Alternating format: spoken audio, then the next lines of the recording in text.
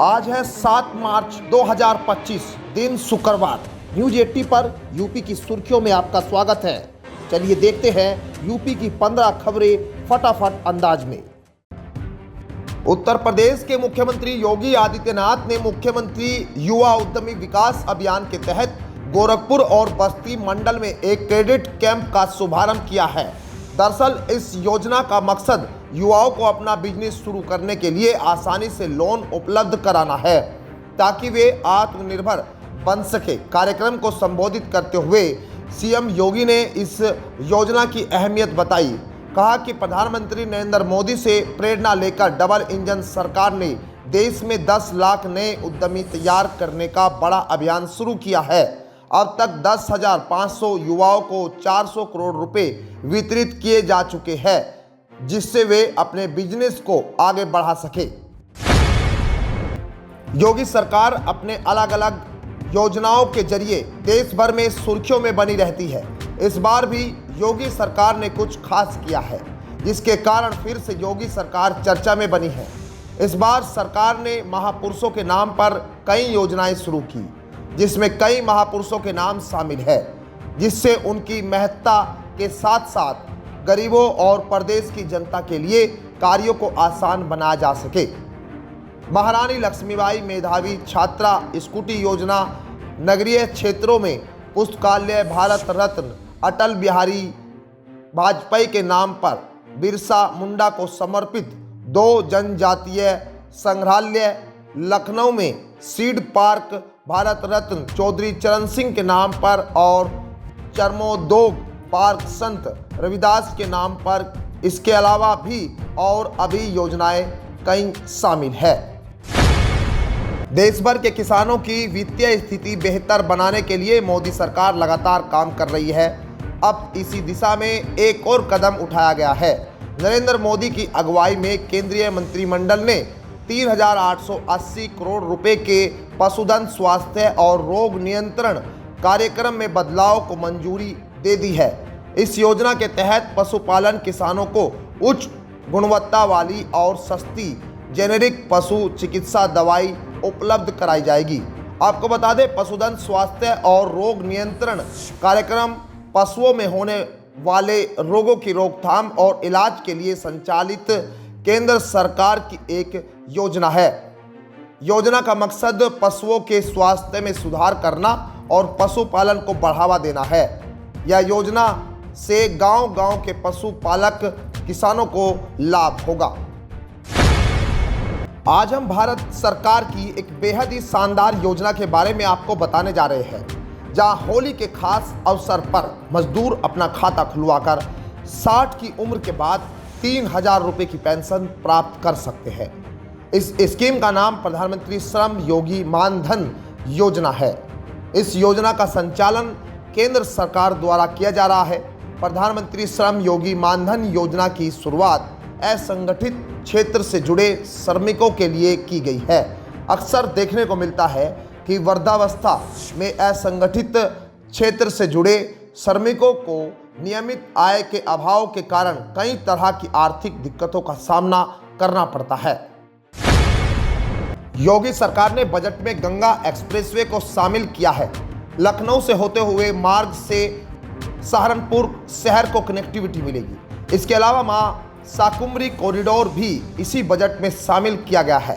नहरों की सफाई और अन्य कार्यों के लिए बजट में प्रावधान किया गया है। गांव जेहरा के शिव मंदिर के लिए भी 1 करोड़ की रकम का प्रावधान किया गया है। इस पर काम जल्द ही शुरू होने की उम्मीद है। सरकार ने बजट में नसरुल्लागढ़ के पास हरियाणा सरकार के यमुना के नंगली घाट पर बनाए गए पुल को यूपी से जोड़ने वाली सड़क के लिए 123 करोड़ रुपए रखे हैं। इससे लोगों को हरियाणा आने जाने में सुविधा मिल सकेगी। भारतीय जनता पार्टी अंतर्राष्ट्रीय महिला दिवस के मौके पर महिलाओं को बड़ा गिफ्ट दे रही है। दिल्ली की मुख्यमंत्री रेखा गुप्ता 8 मार्च को महिलाओं के खाते में 2500 रुपए भेजने की योजना को शुरू कर सकती है। इस योजना का नाम महिला समृद्धि योजना है। दिल्ली सरकार डीबीटी के माध्यम से सीधे लाभार्थियों के खाते में सहायता राशि भेजने की योजना बना रही है। कुछ पात्र लाभार्थियों को 8 मार्च को राजधानी के छात्रस्थल स्टेडियम में आयोजित होने वाले समारोह के दौरान वित्तीय सहायता मिल सकती है। मीडिया रिपोर्ट के मुताबिक जिन महिलाओं की घरेलू आय 3 लाख रुपए प्रति वर्ष से कम है और जो टैक्स नहीं देते, वे 2500 रुपये प्रति माह की योजना के लिए पात्र होंगे। पिछले कुछ सालों में बैंकों की तरफ से एफडी पर दी जाने वाली ब्याज दर में तेजी से इजाफा किया गया है। बैंकों की तरफ से ज़्यादा ब्याज दर वाली खास फिक्स्ड डिपॉजिट स्कीम ने निवेशकों को काफ़ी आकर्षित किया है। इन एफडी स्कीम में लिमिटेड टाइम पीरियड के लिए मिलने वाले ऑफर जमाकर्ताओं, खासकर सीनियर सिटीजन को नॉर्मल एफडी के मुकाबले ज़्यादा ब्याज देते हैं। कोविड महामारी के बाद आरबीआई की तरफ से रेपो रेट बढ़ाए जाने का असर बैंकों की ब्याज दर पर देखने को मिला है। भारतीय रिजर्व बैंक ने पिछले दिनों ब्याज दर में कटौती की है। आमतौर पर बैंकों की ब्याज दर आरबीआई की पॉलिसी के हिसाब से चलती है। दिल्ली में 1 अप्रैल के बाद अपनी उम्र पूरी कर चुकी गाड़ियों को पेट्रोल पंपों द्वारा ईंधन नहीं दिया जाएगा। अब इस बात पर भी विशेषज्ञों के अपने अपने मत हैं। दिल्ली की सड़कों पर 10 से 15 साल की उम्र पूरी कर चुके वाहनों में BS4 और BS5 वाले वाहन ही अधिक है। ये वाहन रखरखाव के बाद भी प्रदूषण कर रहे हैं। BS6 की गाड़ियों में प्रदूषण इन गाड़ियों की तुलना में 80% तक कम होता है। इन वाहनों को बाहर करने का फैसला तो ठीक है, लेकिन ये सिर्फ एक छोटा सा कदम है। इन गाड़ियों को यदि दिल्ली से ईंधन नहीं मिलेगा तो यह गुरुग्राम और नोएडा में ईंधन अभी ले सकते हैं। उत्तर प्रदेश में योगी सरकार इंफ्रास्ट्रक्चर के मामले में नंबर 1 है। आने वाले समय में उत्तर प्रदेश में सड़कों और हाईवे का जाल होगा। अगर हम पूरे देश की बात करें तो उत्तर प्रदेश के हिस्से में सबसे ज़्यादा सड़कों और हाईवे का निर्माण किया जा रहा है। इसी के अंतर्गत योगी सरकार ने उत्तर प्रदेश को बड़ी सौगात दी है। प्रदेश में करोड़ रुपए की लागत से नए हाईवे बनेंगे। वाराणसी मछली शहर नेशनल हाईवे 731B का निर्माण कार्य जोर शोर से चल रहा है। परियोजना के तहत एक तरफ 4 लेन सड़क का निर्माण कार्य युद्ध स्तर पर चल रहा है तो दूसरी ओर नदी नालों पर पुल व पुलिया का निर्माण शुरू करा दिया गया है। नोएडा के मास्टर प्लान नंबर 1 पर बनने वाली एलिवेटेड रोड योजना के बदलाव किया गया है।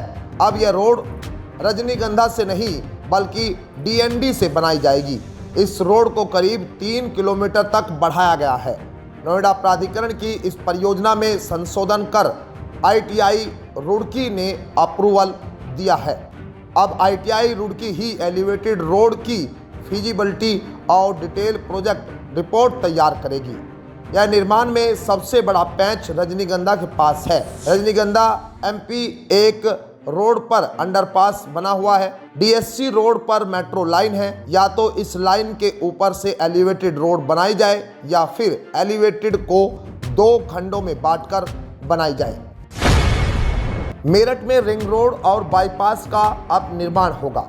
जाम के समाधान के लिए मेरठ विकास प्राधिकरण की ओर से 300 करोड़ रुपए खर्च करने की जो घोषणा की गई थी, उसमें से कुछ कार्य शुरू भी हो गए हैं।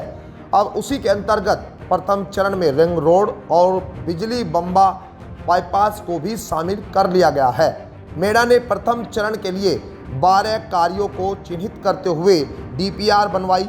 हालांकि अब जब रिंग रोड निर्माण और बिजली बम्बा बाईपास के चौड़ीकरण को शामिल कर लिया गया है तो इस योजना में बदलाव हो सकता है।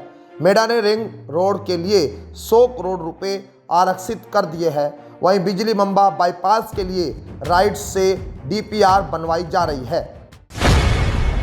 यूपी के गोरखपुर में ग्रामीण क्षेत्र से शहर आने वाले लोगों के लिए राहत भरी खबर है।